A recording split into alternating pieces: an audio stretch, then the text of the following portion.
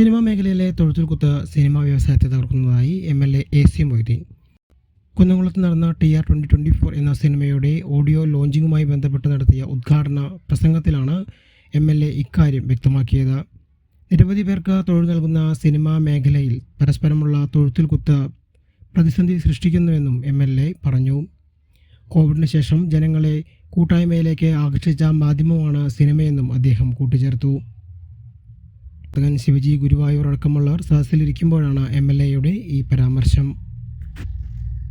ഒരുപക്ഷെ തിയേറ്ററിൽ നിന്ന് ആളുകൾ ഒഴിഞ്ഞു നിന്നിരുന്നൊരു കാലത്തിൽ നിന്ന് മാറി പുതിയ തലമുറയിലെ ചെറുപ്പക്കാരും പുതിയ ചലച്ചിത്ര ഭാഷ ചമയ്ക്കുന്നവരും സംവിധായകരുമെല്ലാം തിയേറ്ററുകളിലേക്ക് ആളെ തിരിച്ചു കൊണ്ടുവന്ന ഒരു കാലം കൂടിയാണ് സമീപകാലം.